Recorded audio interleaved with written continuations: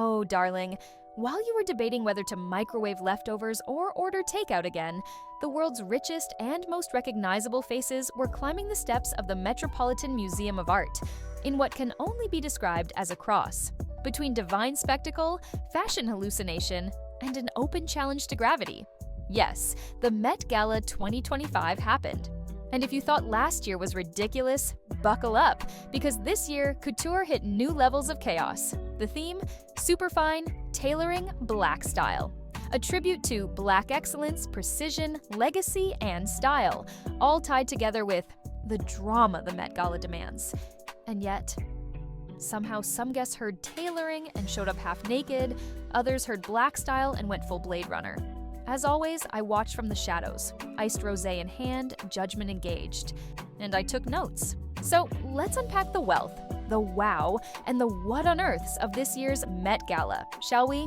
Let's start with the queen of controlled chaos herself, Rihanna. Because of course, Rihanna doesn't just arrive, she announces an entire life. Event on the steps of the Met. She stepped out in a custom Marc Jacobs corset gown, sheer, sculpted, and yes, revealing her third pregnancy. There were crystals, there was structure, there was a baby bump that said, yes, I'm fashion. And yes, I'm fertile. Darling, when I announce anything, I send a press release.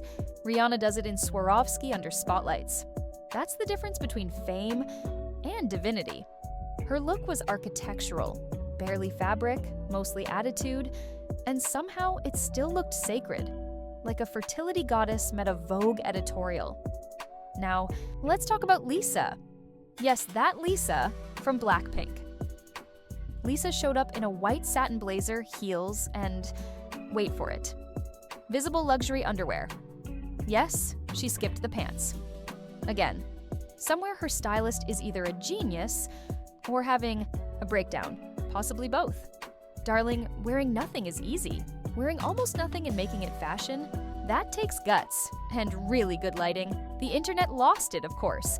Memes were born, threads were written, and yet Lisa just blinked slowly and owned it.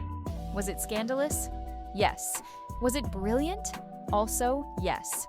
Enter Janelle Monáe, the love child of a metronome and a fashion house. She wore a structured black and white suit ensemble with a functional monocle that doubled as a watch. Yes, she told time. On her face. If punctuality were couture, this would be it. Honestly, Janelle never disappoints. She doesn't wear clothes. She wears statements. Every detail intentional, every movement choreographed. She isn't dressing for the Met, she's directing it. It was intellectual. It was bizarre. It was delicious. Now for a surprise, Hailey Bieber. She arrived in a sleek black Saint Laurent number.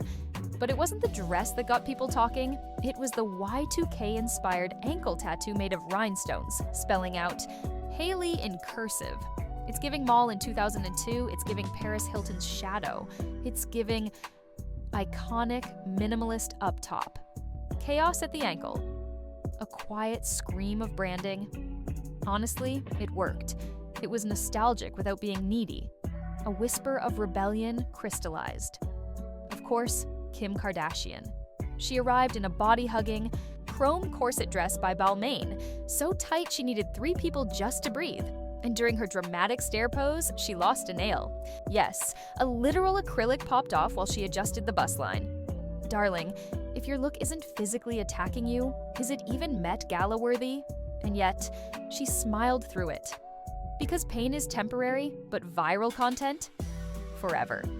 Then came the surprise of the night, Diana Ross, wearing a white floor-length gown of her own design, covered entirely in crystals, and dripping in old Hollywood energy. She didn't just walk the carpet, she descended, like a queen returning to a kingdom that desperately missed her. No theatrics, no gimmicks, just pure glamour with generational weight. It was less fashion, more legacy. And darling, that's how you own a room.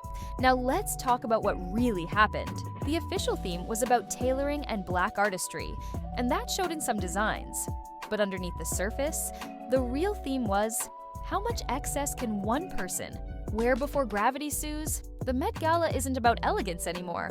It's about extreme identity performance, sponsored by fashion houses and enabled by stylists with abandonment issues. The looks were wearable bank statements. Wealth as costume, ego as textile. It was mesmerizing. Top moments, according to me. Blair, best use of absurd geometry. Doja Cat, wearing a dress shaped like a giant origami diamond. She didn't walk. She folded into the frame.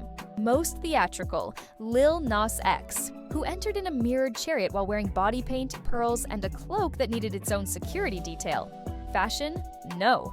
This was opera with abs. Quiet icon, Zendaya, in custom Tom Brown, understated, tailored, and lethal. She said more with a raised eyebrow than most did with 14 feet of toe.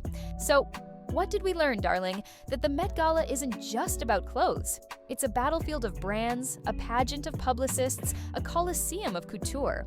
But most of all, it's proof that fashion, at its peak, is just theater with zippers. The 2025 edition gave us drama, elegance, a little blood, sorry Kim, and a lot of fantasy, and through it all, I watched from my glamorously underlit penthouse, sipping something French and judging with love.